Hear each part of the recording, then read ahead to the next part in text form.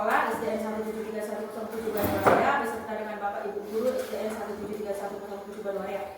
Baik, di sini saya akan menjelaskan tentang pembelajaran kami di modul 1.4 di pendidikan guru penggerak, yaitu mengenai budaya positif. Seperti yang kita pahami bersama, budaya itu berarti kebiasaan. Jadi kalau dikatakan dia dengan budaya positif, itu adalah pembiasaan yang baik, hal-hal yang harus kita biasakan di sekolah. Di sini saya tidak ingin menggurui, tapi sekedar mengajak Bapak dan Ibu guru beserta dengan Ibu Kepala Sekolah untuk melakukan pembiasaan di SDN ini untuk kemajuan kita bersama. Adapun yang pertama di sini adalah mengenai disiplin positif dan nilai-nilai kebajikan universal. Jadi yang kami pelajari di dalam guru penggerak, bahwasanya disiplin positif itu bukan tentang seperti yang biasa kita lakukan adalah menekan siswa seolah-olah itu memaksakan. Tapi yang kami pelajari di sini adalah bagaimana cara kita mengajak siswa itu ketika melakukan kesalahan, dia menyadari kesalahannya sesuai dengan nilai-nilai kebajikan atau kebaikan yang dia pahami. Misalkan seperti di sekolah kita ini yang kita tahu, kita memahami bahwasanya nilai-nilai kebaikan yang kita tanamkan di siswa sesuai dengan kurikulum Merdeka, yaitu profil belajar Pancasila. Di sana ada 6 dimensi: beriman dan bertakwa pada Tuhan Yang Maha Esa, baru berakhlak mulia, berpendidikan global, gotong royong, mandiri, kreatif, dan bernalar kritis. Nah, sebenarnya seperti misalkan baru-baru ini ada banyak hal yang mungkin terjadi di sekolah ini. Ada baiknya kalau misalkan disiplin positif yang kita lakukan bukan dengan cara membentak atau membatasi siswa tersebut mengungkapkan apa alasan dia berbuat seperti itu, tapi lebih kepada ada baiknya saya mengajak Bapak dan Ibu sekalian untuk mempertanyakan terlebih dahulu mengapa dia berbuat demikian. Itu yang kami pelajari di guru penggerak.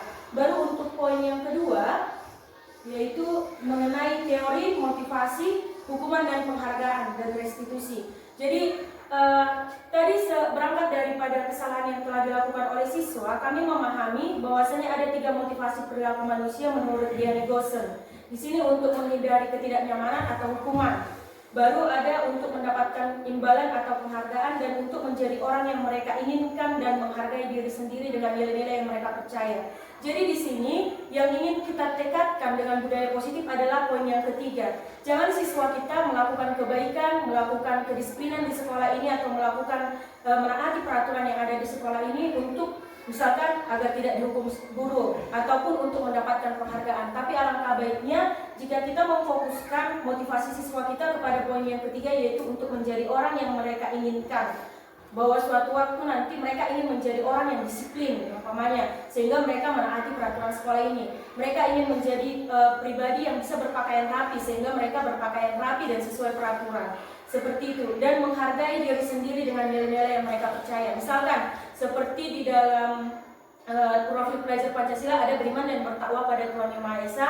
Jadi misalkan siswa seperti hari Jumat kita melakukan yang namanya ibadah atau bina mental. Nah, di sana kan kita wajibkan mereka berdoa dengan baik, melakukan ibadah dengan baik, bukan karena mereka umpamanya takut atau ingin dihargai, tetapi lebih kepada mereka memang ingin menjadi manusia yang memang beriman dan bertakwa kepada Tuhan Yang Maha Esa. Begitupun dengan dimensi yang kelima yang lainnya, maupun berakhlak mulia atau sikapnya yang sopan santun, atau mungkin sikapnya yang kreatif, atau sikapnya yang berkebinekaan global, dan juga sikapnya yang bergotong royong seperti itu. Jadi saya ingin mengajak Bapak dan Ibu untuk memfokuskan motivasi perilaku siswa kita kepada poin yang ketiga. Adapun hukuman atau penghargaan itu hanya bersifat sementara. Seperti yang kita pahami, ketika kita umpamanya menghukum siswa kita, mereka mungkin hanya bersifat sementara. Nanti setelah kita tidak melihat, mereka akan berperilaku lagi kembali seperti yang mereka pikirkan itu benar menurut mereka.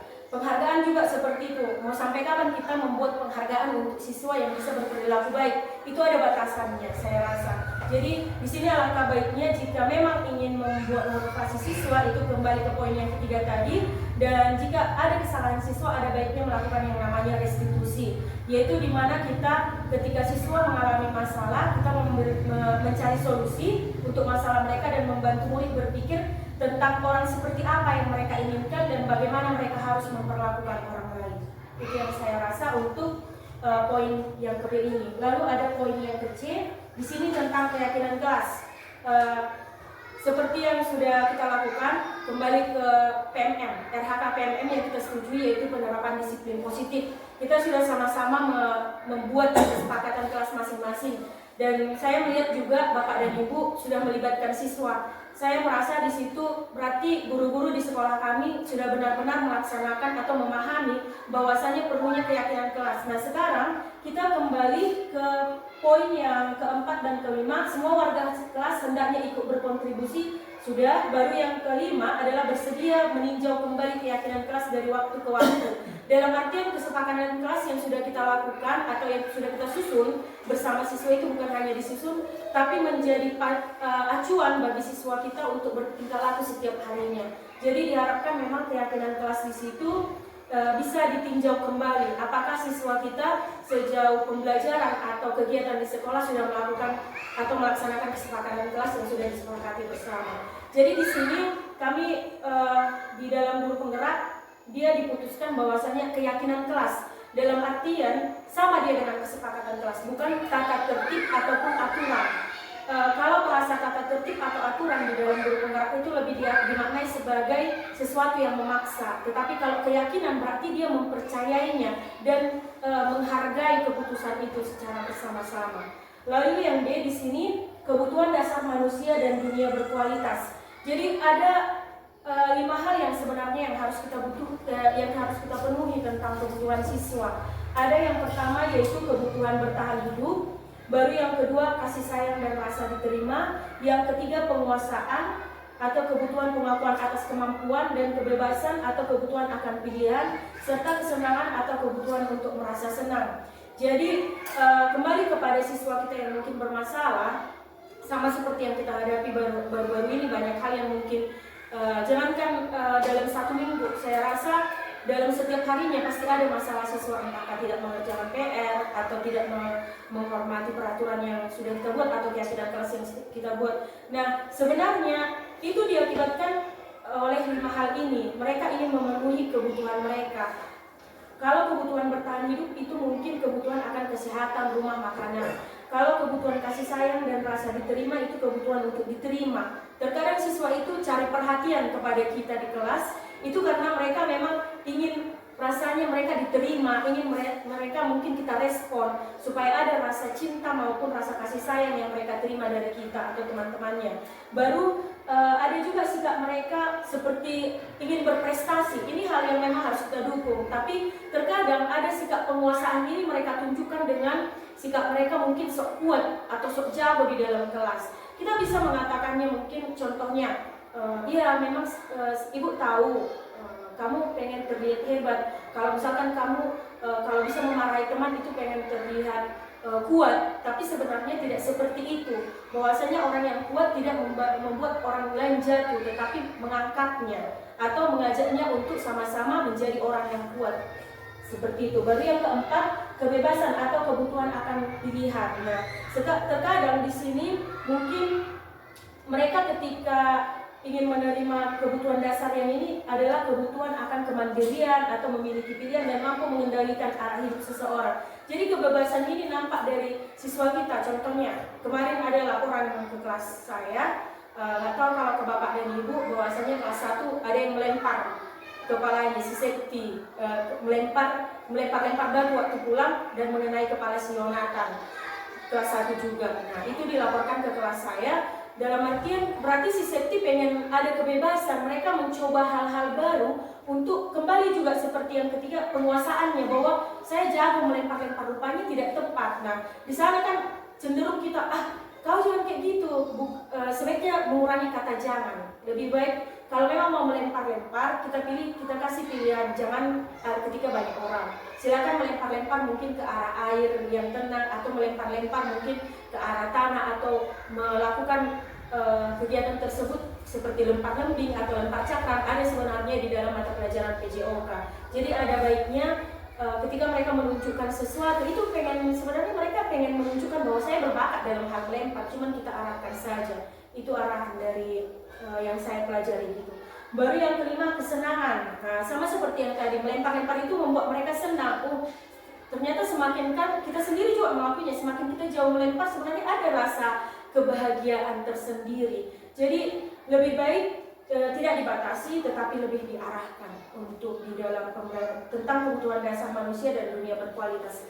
Karena semakin banyak kata jangan, sebenarnya semakin banyak kemungkinan siswa tersebut akan melakukan hal tersebut. Semakin mereka akan tertantang untuk mencoba. Jadi lebih baik kita mengarahkannya kalau menurut pembelajaran kami. Oke, baik, untuk yang di poin ke E ada 5 posisi kontrol manusia. Di sini ada penghukum, pembuat merasa. Nah, kalau penghukum ini di sini nada suara kita tinggi, bahasa tubuh, mata melotot dan jari menunjuk-nunjuk. Itu adalah sebenarnya posisi guru sebagai penghukum. Lalu yang kedua ada pembuat merasa bersalah, nada suara misalkan dia memelas, baru halus, sedih, bahasa tubuh seolah-olah merapat pada anak dan lesu. Nah, itu akan menimbulkan rasa bersalah kepada anak-anak dan takut untuk mencoba lagi. Yang ketiga sebagai teman, di sini nada suaranya ramah, akrab, dan ada bercandanya, bahasa tubuhnya merapat pada murid, mata dan senyum jenaka. Baru yang keempat pemantau, suara datar, bahasa tubuh yang formal, dan di sini ada yang kelima yaitu manajer, nada suaranya tulus, bahasa tubuh tidak kaku, mendekat ke murid. Jadi di sini yang diharapkan sebagai guru kita memiliki 5 posisi kontrol yang kelima. Sebisa mungkin menjauhi yang pertama dan kedua itu, sebisa mungkin menjauhi. Karena memang pada dasarnya ada kenakalan yang mungkin bisa kita terima, yang masih wajar, ada yang tidak wajar. Nah, apa yang sebaiknya kita lakukan untuk melakukan 5 posisi kontrol ini jika kita tidak bisa menghadapi siswa dengan ke-5 posisi kontrol ini adalah melibatkan orang tua. Itu yang posisi yang paling penyelesaian yang paling mungkin disarankan. Jadi ketika mungkin siswa berbuat salah, ada baiknya kita sebagai manajer, kita bukan menyenggak tapi mempertanyakan seperti tadi yang saya jelaskan, menanyakan dan mengarahkan mereka. Dan lebih baiknya lagi mencari solusi bersama. Jangan kita memberikan solusi tapi mencari solusi. Sebaiknya bagaimana masalah ini tidak terulang lagi, biarkan siswa yang menjawab. Memang seperti itu. Tapi memang kembali seperti yang kita alami di sekolah ini, siswa kita agak sedikit sulit untuk menjawab. Jadi ada baiknya kita bantu saja untuk memberikan solusi. Nah, yang ke F di sini adalah segitiga restitusi. Jadi segitiga restitusi inilah tadi arahan dari ke-5 posisi kontrol itu, di mana dia di sini ada validasi tindakan yang salah. Yang pertama menstabilkan identitas. Jadi ketika murid berbuat salah, kita mengatakan setiap orang pasti pernah melakukan kesalahan, baru kamu bukan satu-satunya yang pernah melakukan kesalahan atau melakukan ini. Lalu kita berangkat ke yang kedua, validasi tindakan yang salah. Kamu tentu punya alasan mengapa melakukan itu, dan adakah cara yang lebih efektif untuk mendapatkan apa yang kamu butuhkan. Misalkan tadi dia senang melempar-lempar, nah adakah cara yang lain yang lebih efektif melempar-lempar agar tidak mengenai orang lain, seperti itu. Baru yang terakhir menanyakan keyakinan kelas apa yang telah kita sepakati dan kamu ingin menjadi orang yang seperti apa. Jadi demikian yang saya rasa penjelasan saya mengenai budaya positif di sekolah. Jadi di sini saya sudah melihat bahwasanya Bapak dan Ibu sudah membuat kesepakatan kelas di kelas masing-masing dan sudah menempelkannya.